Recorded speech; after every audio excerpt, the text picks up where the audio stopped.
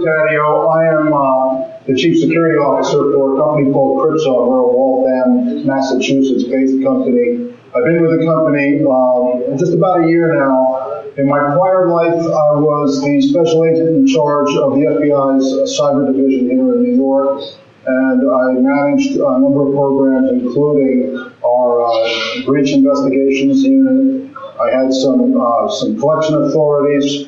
We had our own IT infrastructure that I managed, so we got to see some perspectives about what works and what doesn't in network infrastructure, and we got to see what types of incident response activity was effective and what wasn't. So I want to give you guys a little bit of those insights and go through a couple of real-world breaches and point out some things. So I spent 21 years in the FBI trying to convince, whether they were organized criminals early in my career, terrorism, middle career, or hackers later in my career, that the price of doing what they were doing was too high.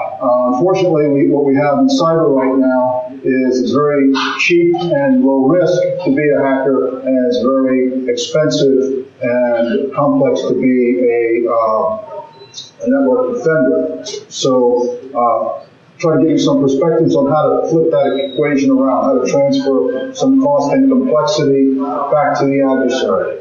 So we are an enterprise gateway company. We create software that binds a user to a resource and prevents that user from doing certain things on your network. I won't talk about the technology as much as I'll talk about the breaches. Let's talk about Morgan Stanley in December of 2015.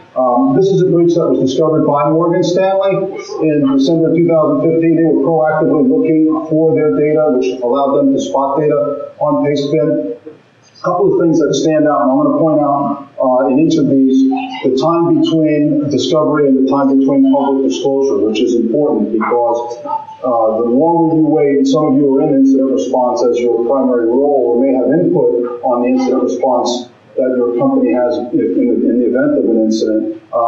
The longer you wait, the more of an information gap there will be. And when you have an information gap for a large enterprise like Morgan Stanley or JP Morgan or some others, you will have the media and other online venues filling that gap. So what information you don't provide, other people will either make up and fill the void for you, or will speculate and twist what the reality is into what they think it should be.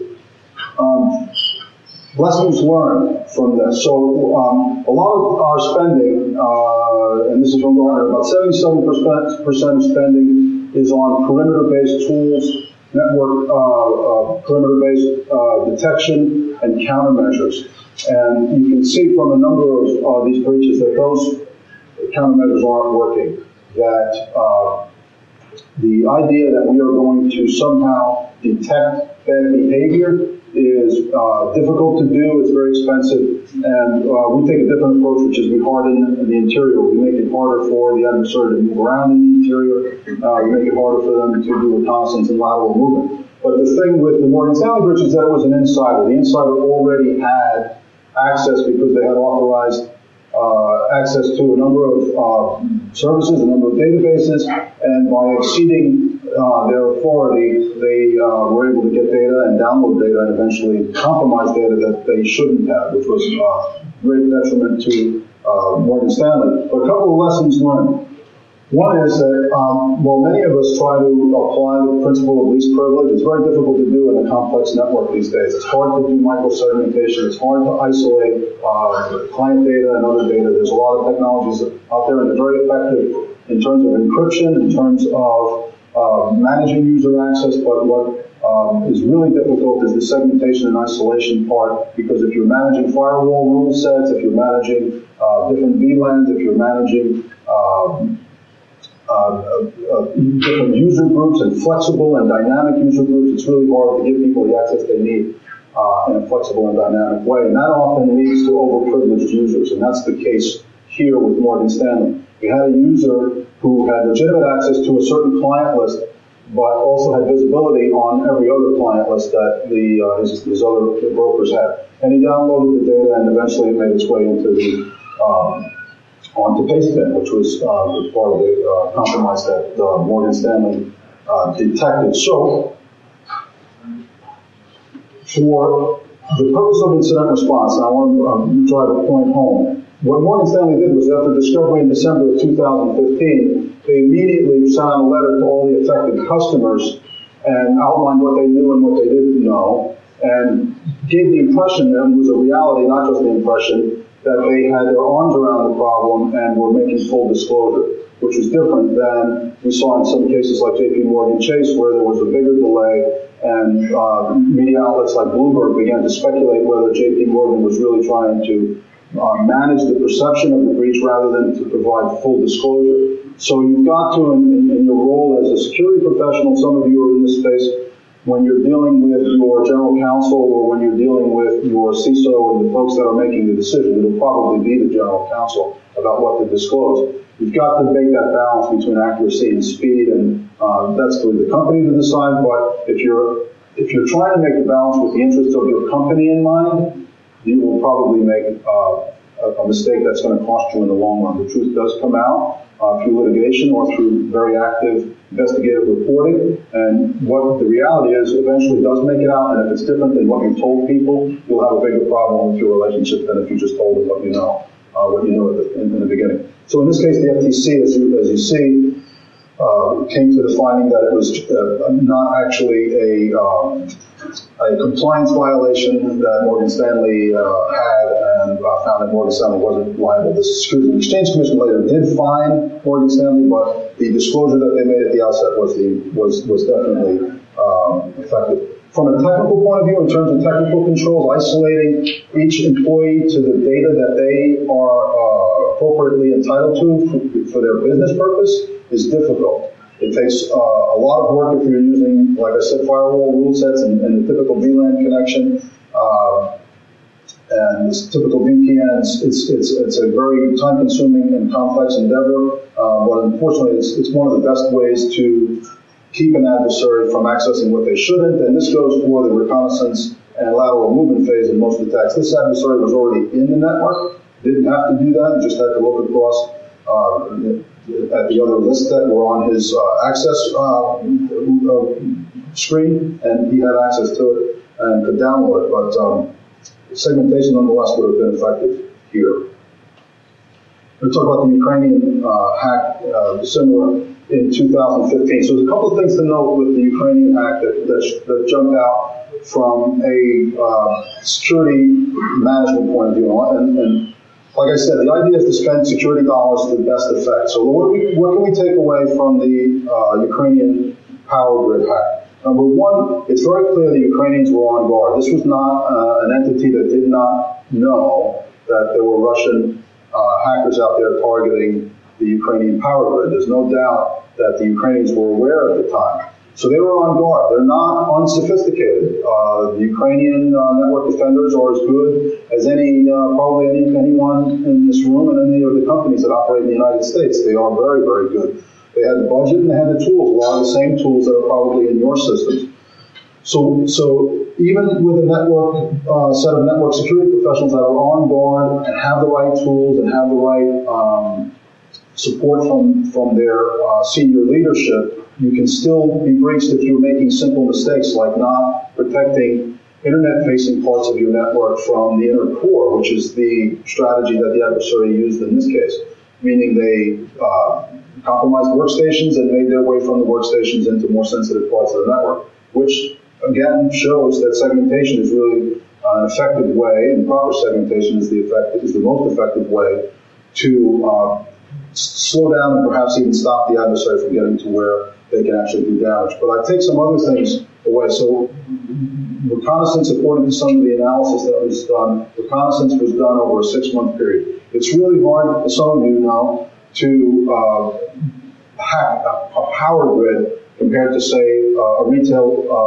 enterprise or a bank. And the reason is that a power grid is a lot more complex and the interdependencies are a lot harder to figure out and take a longer time to map out. If you're attacking a retailer just to get to credit card data, once you get to the credit card data server or servers, you can take it and run. But if you try to take down a power grid, you have to really know what switches to push when and what's connected to what, which takes a certain type of expertise, and it certainly takes a long time to figure that out. And the estimates are that it took 6 months to do the reconnaissance. So here's a network that's properly defended for all intents and purposes, where the adversary can bounce around for 6 months figuring out what's going on.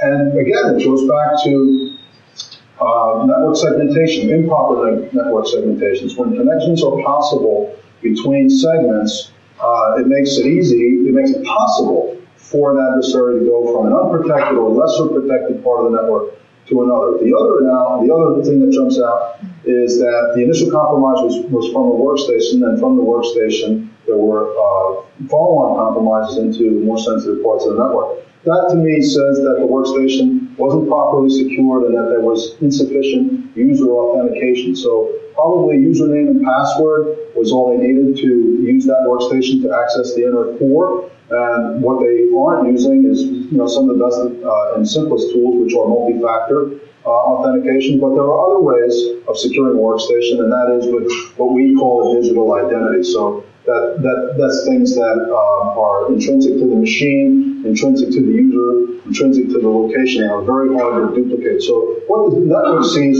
is packets. The network is not seeing the person, the network's not seeing the user per se. They're seeing packets that are arriving and deciding whether to let those packets in or not.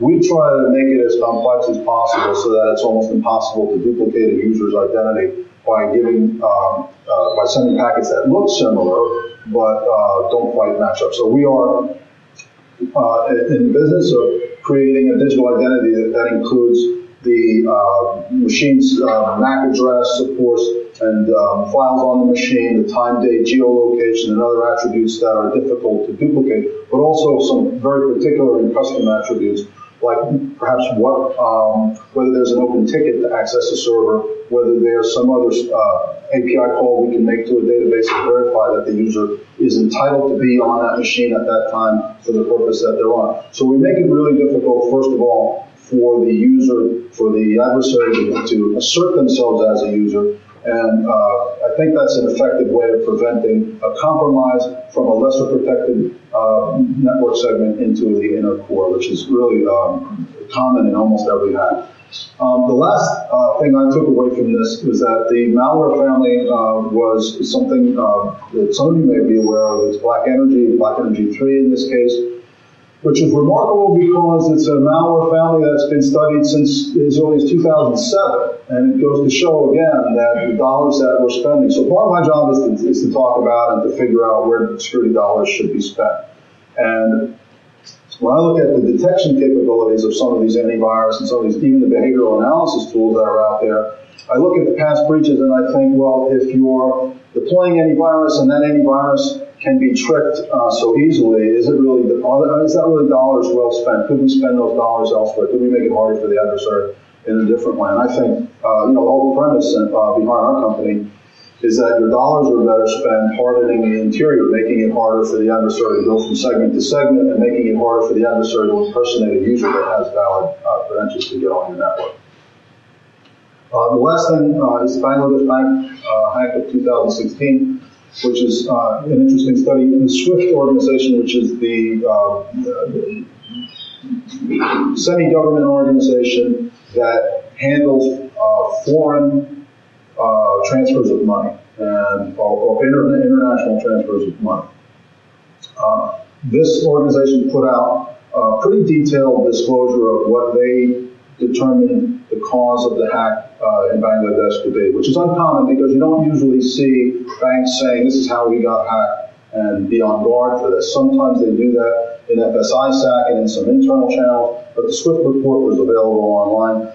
And there are a few key takeaways. One of the things that they said again was that it looks like the attack began in a compromised workstation and made its way into the inner core, where the adversary stole not only the operator credentials to make these transfers, to order these transfers, and to do the authorization for these transfers, but they also were able to modify the secondary controls, which were reports on what transfers were being made, so that the banks couldn't detect the fraud, which is really interesting because it takes a complex operator, complex and sophisticated adversary to do that. But again, it makes me wonder why the adversary was able to go from unprotected workstations to the inner core.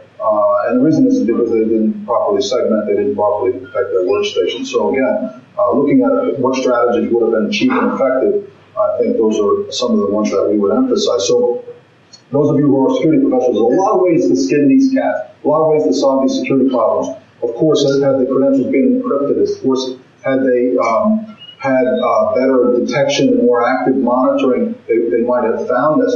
But our value proposition to the consumer, to the folks, to our customers, is that instead of buying tools that make your system more complex, you should buy tools that make security simpler. And we think that microsegmentation, software-defined perimeter, and creating a digital identity and binding that to the resources that someone's entitled to really locks out a lot of the techniques that the adversaries using. So with this, I'm going to leave some time for questions, and we've got about 3 minutes if anybody's got any.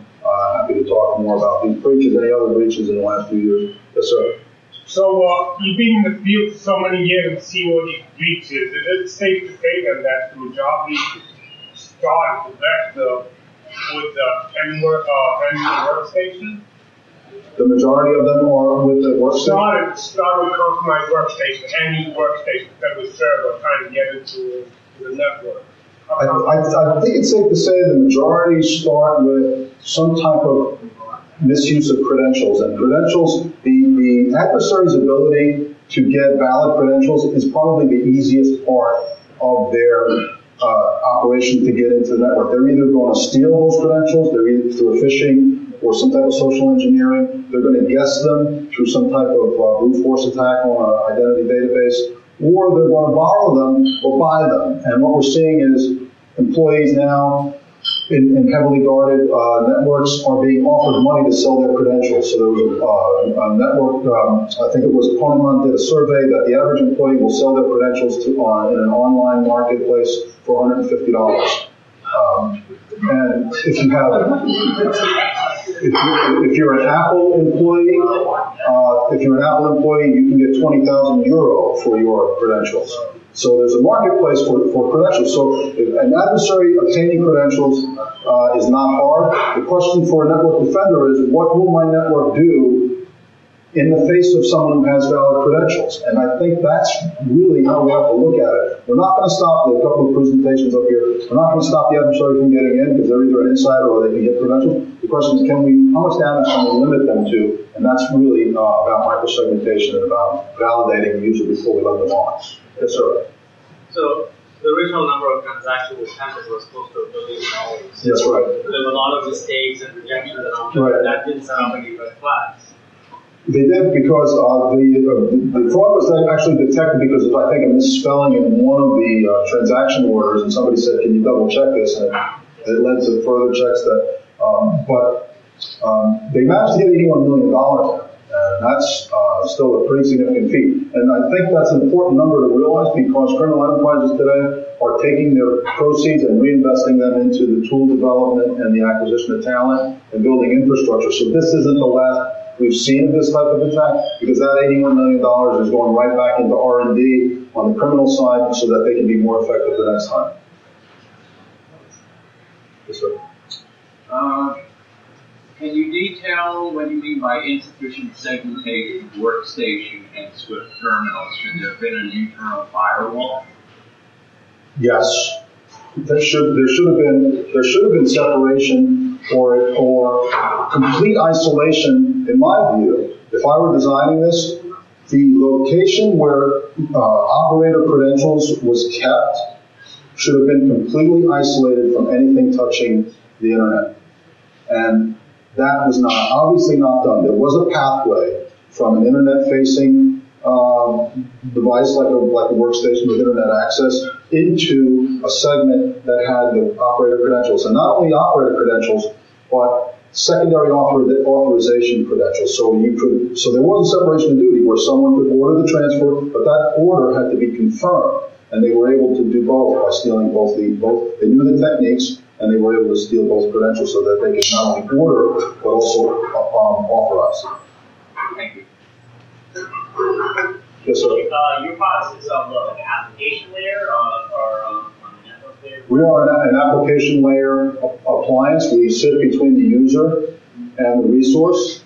We're in line, and we control the user's access by putting a client on the user's workstation. That client communicates with a gateway and verifies the user's identity, creates an encrypted tunnel, and then the gateway will decide what resources the user can. Does that gateway sit at the customer's premise, or is that? It can be either way. It can be a physical appliance on the customer's premise.